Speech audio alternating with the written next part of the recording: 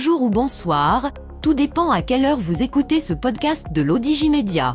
Notre expert invité, Abdeslam Sediki, partage son avis et ses réflexions dans un article qu'il a intitulé « La levée de l'état d'urgence sanitaire ne signifie pas la fin de la pandémie.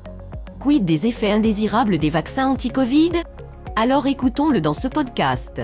L'auteur commence son article ainsi. C'est avec beaucoup d'espoir que je déclare que le Covid-19 n'est plus une urgence sanitaire de portée internationale, s'est réjoui le directeur de l'OMS. Même si, a-t-il tempéré, des millions de personnes continuent d'être infectées ou réinfectées par le SARS-CoV-2 et que des milliers en meurent encore chaque semaine. Ce virus est là pour durer, il continue de tuer. Cette décision intervient 3 ans, 13 semaines et 4 jours après ce jour du 30 janvier 2020 où l'OMS décrétait l'alerte maximale face à un virus surgi de Chine, se diffusant à vitesse prodigieuse et qui durant plus de 3 ans, balayera le monde d'une série de vagues meurtrières. Le Covid-19 a infecté plus de 765 millions de personnes à travers le monde et en a tué environ 20 millions. Pour comparaison, la grippe espagnole de 1918 à 1919 aurait fait 20 à 50 millions de morts. Mais le virus a desserré son étau. Entre le 3 et le 30 avril 2023, près de 2,8 millions de nouveaux cas et plus de 17 000 décès ont été signalés dans le monde, soit une diminution de 17% et de 30%, respectivement, par rapport aux 28 jours précédents, a relevé l'OMS dans son bulletin du 4 mai. Au plus fort de la pandémie, vers le 21 janvier 2021, 14 500 personnes mouraient chaque jour du Covid-19 dans le monde. On en recense actuellement entre 500 et 600. L'auteur poursuit son article ainsi. Les données relatives au Maroc telles qu'elles sont arrêtées au 5 mai, sont les suivantes. 1 273 832 personnes ont été contaminées, ayant entraîné 16 297 décès. On dénombre près de 25 millions de personnes qui ont reçu la première dose de vaccin, dont 5 millions ont reçu une deuxième dose, près de 7 millions une troisième dose et à peine 60 780 ont été piqués pour la 4e fois. À l'instar des autres pays, bien que le Maroc ait décrété la fin de l'état d'urgence, il appelle la population à demeurer vigilante car le virus continue de circuler même à un rythme lent. On comptabilise entre 300 et 400 personnes contaminées chaque semaine. Sans déplorer de décès fort heureusement.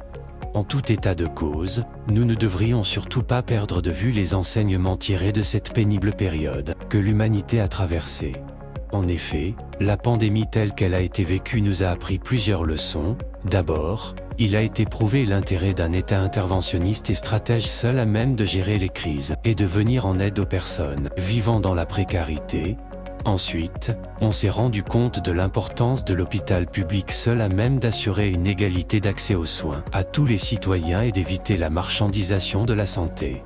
Un autre enseignement non moins important consiste à tempérer notre penchant pour l'ouverture tout azimut sur le marché mondial, en comptant par trop sur les vertus du libre-échange, sacrifiant ainsi notre souveraineté économique et tout particulièrement la souveraineté touchant aux biens communs, common goods, comme la santé, l'éducation, l'alimentation, l'énergie pour ne citer que ces secteurs. Et en lien avec la souveraineté économique, il est apparu l'importance d'investir massivement dans la recherche scientifique et l'innovation. L'auteur précise sa pensée ainsi. D'ailleurs, ce sont les entreprises des pays développés qui ont tiré profit de la pandémie, et notamment les grands laboratoires producteurs de vaccins, Big Pharma, et les champions du numérique que sont les GAFAM, Google, Amazon, Facebook, Apple, Microsoft. On estime, en effet, que les 3 laboratoires, Pfizer, BioNTech et Moderna, les grandes entreprises à l'origine des 3 vaccins les plus utilisés dans la lutte contre le Covid-19, ont réalisé des bénéfices records en 2021.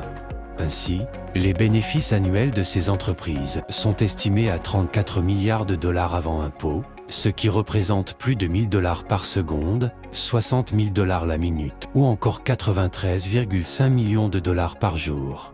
Les marges bénéficiaires appliquées dépassent tout entendement, alors qu'une dose de vaccin Pfizer, BioNTech coûte tout frais, compris moins de 1,88 $, elle est vendue à plus de 20 $. Sans commentaire. Les GAFAM pour leur part ont bien saisi l'opportunité. Les géants de la tech ont réalisé des résultats stratosphériques, engrangeant en une année 300 milliards de dollars de bénéfices nets pour 1350 milliards de chiffre d'affaires, soit l'équivalent de 10 fois plus que le PIB du Maroc, et la moitié du PIB français. Bien sûr, le débat sur l'opportunité et l'efficacité des vaccins contre le Covid-19 reste toujours ouvert entre les scientifiques et les spécialistes. Un ouvrage qui vient d'être publié tout récemment, février 2023, jette le pavé dans la mare. Son titre est révélateur, Les apprentis sorciers, tout ce qu'on vous cache sur l'ARN messager. L'auteur mentionne ainsi. L'auteur, Alexandra Henrion-Caude, docteur en génétique, a étudié notamment comment l'environnement modifiait nos gènes, et notamment l'ARN, acide ribonucléique, dans les maladies infantiles. S'appuyant sur différentes enquêtes et études, et les déboires de certains vaccins, contre d'autres maladies enregistrées dans le passé, elle a abouti à des conclusions pour le moins révoltantes. Une liste des effets indésirables provenant de Brighton Collaboration, qui est partenaire de l'OMS, indique l'apparition d'une série de désordres dus aux vaccins, hématologiques, immunologiques, pulmonaires, cardiovasculaires dont myocardite, péricardite, arythmie, insuffisance cardiaque, atteinte rénale et hépatite aiguë, neurologique, dermatologique. Et cette liste est susceptible d'être mise à jour à mesure que de nouvelles preuves apparaissent.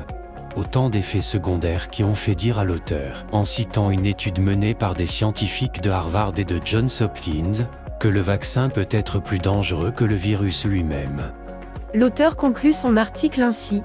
L'ouvrage est touffu de révélations sur les limites de la vaccination, notamment pour les enfants de bas âge et les femmes enceintes. La lecture de ce livre inquiète sérieusement et donne crédit à ceux qui étaient sceptiques au vaccin.